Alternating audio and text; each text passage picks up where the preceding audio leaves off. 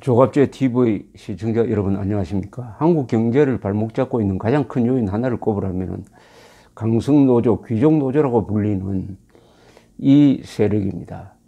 주로 현대자동차, 현대노조, 현대자동차, 현대중공업, 그리고 창원, 울산, 여천, 서해안 이 큰 공업지대에 대기업에 조직된 이 강성노조, 귀족노조는 우선 임금이 매우 높습니다. 현대중공업, 현대자동차의 경우에는 연봉이 한 1억 원에 육박하는 경우가 많습니다.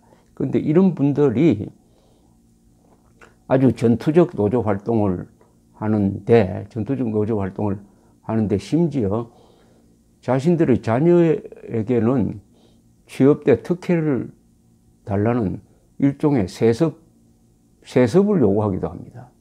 그리하여 귀족노조란 이름이 붙었습니다. 자, 이 귀족노조의 뿌리는 어떻게 되느냐 하는 것을 연구한 책이 하나 나왔습니다. 박정희 노동자를 착취했는가? 라는 이 제목의 책인데 기파랑 출판사에서 나왔습니다.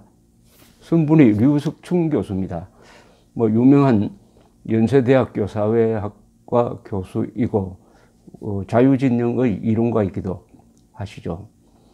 이분이 쓴 이 책은 정말 한번 일독을 권합니다. 왜냐하면은 이걸 보면은 이 귀족노조, 강성노조의 뿌리가 어딘지를 알 수가 있습니다. 그리고 그 문제점의 본질을 알 수가 있습니다. 이 책을 읽어본 요지는 이렇습니다. 귀족노조, 강성노조, 즉 이분들은 고급 기능공입니다. 큰 회사에서 일합니다. 그런데 어떻게 해서 들어올 수가 있었느냐, 어떻게 취직이 가능했겠느냐 하면은 바로 박정희 덕분입니다. 박정희가 유신을 선포하고 1970년대에 중화공업 건설을 했습니다. 욕을 가장 많이 먹는 게 바로 이 부분이죠. 박정희 대통령이 독재를 했다, 그죠? 그러나 박정희 대통령은 독재를 해서라도 이 기간에 대한민국을 중화공업을 기반으로 한 선진국형 경제구조로 바꾸지 않으면은 영원히 한국이 인류국가로 갈 기회는 없다. 이게 막차 타는 것이다. 그렇게 하려면은 정치 비용을 줄여야 한다. 그것은 내가 욕을 먹겠다 해서 유신 선포를 하면서 모든 국가 능력을 경제 발전에 집중시켰습니다. 그리고 사회보장제도, 그리고 의료보험. 그리하여 이 70년대에 대한민국이 비약적 발전을 함으로써 비로소 한국이 아시아에서 일본에 이어서 두 번째로 인류국가 클럽에 들어갈 수 있는 기반을 만들어냈습니다. 그것이 중화공업 건설이죠. 중화공업 건설을 할 때 박정희 대통령이 가장 주력했던 것은 기능공 양성입니다. 중화공업에는 고급 기술자가 필요합니다. 그러려면 학교를 많이 지어야 돼요. 그래서 공업학교, 직업훈련학교, 그리고 대기업마다 그 안에 학교를 만들도록 했습니다. 이렇게 해서 박정희 대통령 시절에 양성한 기능공이 약 100만 명이었습니다. 그리고 80년대에 넘어가서도 이 교육기관에서 기능공들을 계속 양성해가지고 또 100만 명, 약 200만 명의 기능공들이 중화공업 건설 현장에서 일하게 되었습니다. 이 200만 명이 말하자면은 중화공업 건설의 가장 큰 수혜자들입니다. 이분들은 들어가서부터 아주 봉급을 받는데 중산층 봉급보다 더 많이 받게 됩니다. 중산층 봉급보다도. 그리고 이 류석춘 교수의 조사에 의하면은 어느 회사에 들어온 현대중공업에 입사한 80년대에 입사한 이 기능공들이 그 뒤 현재는 어떻게 되어 있느냐, 이 삶의 궤적을 추적해 보았더니 전부가 중산층이 되었습니다. 중산층 또는 중상층이 되었습니다. 연봉이 9천만 원. 그리고 자가용 안 가진 사람 없고, 자녀들은, 본인들은 다 고교 졸업 정도지만 자녀들은 전부 다 대졸 이상입니다. 말하자면 신분이 상승한 거죠. 신분이 상승한 것이다. 이런 분들이 그런데 노조를 만들었습니다. 80년대 노조를 만들었어요. 이 노조가 강성노조가 되었습니다. 그리고 굉장히 이기적인 노조가 되었습니다. 이기적인 노조. 예컨대 1997년 외환 위기가 왔습니다. 그래서 정리해고를 하게 되었습니다. 그때 이들이 있는 이 기능공들이 조직한 노조는 회사와 어떤 타협을 하느냐, 회사와 어떤 타협을 하느냐 하면은 정리해고 못한다. 그럼 정리해고를 안 하면 안 되는데 어떻게 해야 되느냐? 어떻게 해야 되느냐?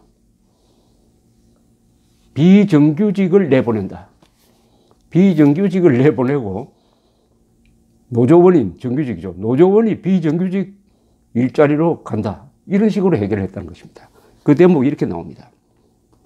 현대자동차 1998년 현대자동차 구조조정의 과정과 결과는 정규직 중화공업 노동자에 대한 정리해고의 가능성을 노조가 받아들였다는 맥락에서만 중요한 사건이 아니었다.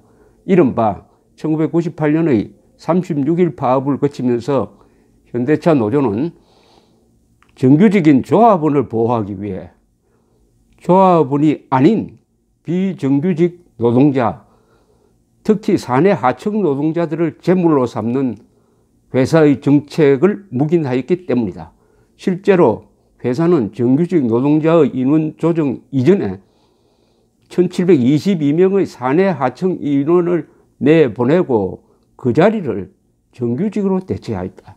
이 과정에서 정규직 노조가 회사의 하청 우선 조정 시도에 대해 문제를 제기하거나 최소한 사회적 공론화의 노력을 한 증거는 발견되지 않는다. 구조조정의 아픔은 결국 노조의 보호를 받는 정규직으로부터 노조의 보호를 받지 못하는 비정규직으로 최종 전가되었다. 즉 노조원들은 보호를 받고 노조원들을 덜 자르기 위해서 그 노조원들이 비정규직이 하던 일을 맡아서 하게 됨으로써 결국 책임은, 이 부담은 비정규직 노조의 도움을 받지 못하는 비정규직 노동자한테 전가되었다. 이겁니다. 이게 얼마나 비인간적인 이야기입니까? 비인간적인 이야기입니까? 그래서 윤석준 교수가 이 책에서 주장하는 바는 첫째, 박정희는 노동자를 착취한 적이 없다. 박정희 시절에 양성된, 그리고 전두환 시절에 걸쳐서 양성된 200만 명, 여러분 200만 명의 기능공들 한번 생각해 보십시오. 이분들 다 고급 기술을 가지고 있습니다. 과거에 봉제, 섬유, 신발 공장에서 일했던 사람하고 다릅니다. 고급 기술을 가지니까 봉급이 많아졌습니다. 그 봉급이 중산층을 능가하게 되었습니다. 그리고 회사에서 잘리지 않도록 하기 위한 노조운동에 의해서 자리를 보장받게 되었습니다. 그러니까 이직률이 매우 줄었습니다. 현대중공업 같으면 이직률이 1%, 2% 이렇습니다. 몇 년 전에 가보니까 그래요. 왜냐? 돈을 많이 받고 또 학교에서 학자금이라든지 복지기금을 회사에서 얼마나 지원을 합니까? 특히 현대중공업이 있는 울산 동구에 가보면은 거기 있는 무슨 음악 연주실이라든지 스포츠 시설이 대단합니다. 서울 강남에 못지 않습니다. 그래 가보면은 이 현대중공업은 거대한 복지기구가 아니냐 하는 생각을 가질 정도가 됐습니다. 그렇게 어떻게 보면 특혜를 받은 거죠. 특혜를 받은 것이죠. 박정희 대통령의 중화공업 건설이 200만 명의 기능공을 만드는데 200만 명, 1인당 가족 한 4명 치면 한 800만 명, 1000만 명 됩니다. 이 사람들이 한국 사회를 한 등급 올리는 거죠.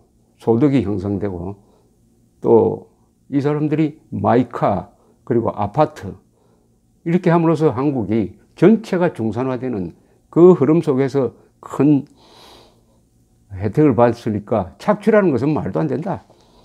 어떤 통계로도 박정희가 경제개발을 하면서 노동자를 착취했다는 것은 말이 안 됩니다. 그리고 농민을 착취했다는 것은 말이 안 됩니다. 그런 증거가 없어요. 수치로서 그것을 뒷받침할 만한 수치가 절대 나오지 않습니다. 도시와 농촌도 균형되게 발전했고, 노동자와 기업인, 노동자와 상류층도 비슷한 수준으로 임금 상승이 이루어졌다는 것은 세계가 공인합니다. 그래서 한국은 고도 경제 성장을 했을 뿐만 아니라 그것을 균형 성장했다. 이런 점에서 박정희의 경제개발 모델이 세계 최고로 지금 대접받고 있는데, 한국에서만 이 좌파 정치인들이 앞장서 가지고 양극화다, 빈익빈 부익부다, 돈혼 간의 격차, 이런 말을 만들어낸 것이죠. 이 책은 첫째, 박정희는 노동자를 착취한 적이 없다. 두 번째, 오늘날의 귀족노조의 뿌리는 박정희 대통령의 기능공 양성이다. 그렇다고 박정희 잘못했다는 거 아닙니다. 기능공 양성이다. 그러니까 쉽게 말하면 오늘의 귀족노조가 가장 감사해야 할 사람은 박정희 대통령이라는 거죠. 그 중화공업 건설. 그런데 노조를 만들어서 자신들은 철밥통으로 만들어 놓으니까 이게 한국 경제가 지금 고임금의 함정에 빠지고 말았다. 지금은 중화공업 건설의 주역들이 지금은 대한민국 경제에 부담이 되고 있다. 이렇게 지금 정리할 수가 있습니다. 이 율석준 교수는 이렇게 썼습니다. 노조가 쳐놓은 노동시장의 경직성에 발목이 잡혀 우리 경제는 지금 익사 직전의 상황으로 몰리고 있다. 노조의 역할이 없더라도 우리나라 노동자는 처음부터 착취의 대상이 아니었다. 요즘의 대기업 노조는 조합원 자녀가 입사를 지원하면은 가산점을 주어 고용을 세습하는 악습을 관행으로 만들고 있다. 이게 바로 귀족노조란 말이 나오게 된 원인 아닙니까? 일자리를 세습한다는 이야기입니다. 이제 대기업 노동자는 더 이상 해방의 대상이 아니라 세습의 대상이 되었다. 세습의 대상이 되었다는 겁니다.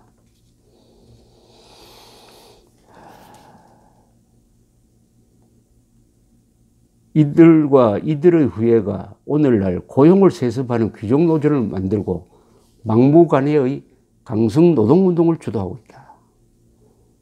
대기업 귀족노조는 귀 기울여야 한다. 형님들, 삼촌들 하며 일자리 달라는 오늘날 청년들의 외침을 외면하면 안 된다. 억대 연봉을 누리는 중화공업 부문 고참 대기업 노동자들이야말로 일찍이 30여 년 전 박정희 대통령이 추진한 국가적 사업에 힘입어 오늘의 자리까지 올라오게 된 당사자들이다. 가장 큰 수혜를 받았던 것이죠. 그러니 이제는 국가를 위해 보답할 때도 되지 않았는가. 임금 피크제 등의 노동개혁 도입에 동의하여 기업만 보국하는 것이 아니라 나라에 보답한다는 뜻입니다. 노동도 보국할 수 있음을 보여줄 때가 되었다. 오늘날 등장한 귀족노조의 배후에는 노동자를 착취하기는커녕 중상적으로 키운 박정희가 존재한다. 강성노조의 배후는 박정희라는 이야기입니다. 역설적이죠. 그런데 그 박정희의 딸을 탄핵시키는데 앞장선 게 또 이 사람들 아닙니까? 그러니까 참 역사가 어떻게 보면 배은망덕이죠. 탄핵 사태 때 주도적으로 시위를 이끌었던 사람들이 이 강성노조 출신들입니다.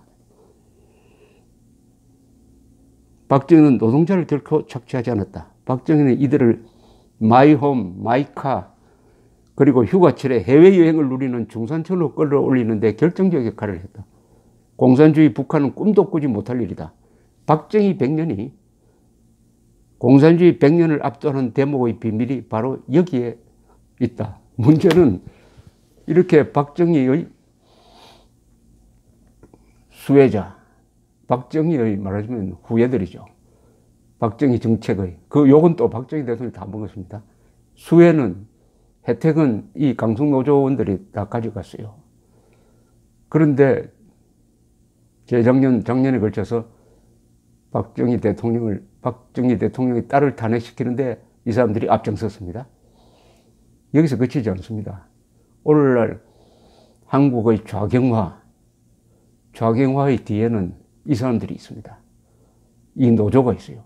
노조. 이것은 배은망덕의 차원을 지나서 영혼을 사회주의자나 좌파 세력에 파는 거죠. 그러면 어떻게 됩니까? 자신들이 딛고 있는 자유민주주의 시장경제 체제를 스스로 허무는 거죠. 이것은 자살적인 것이죠. 박정희는 노동자를 착취하지 않았다. 박정희는 기능공을 다 부자로 만들었다. 중산층으로 만들었다. 그러나 하나 실패한 것은 그 사람들한테 고마움을 심어주는, 애국심을 심어주는 교육에서 실패했다. 류석춘 교수의 박정희는 노동자를 착취했는가? 일독을 권합니다. 감사합니다.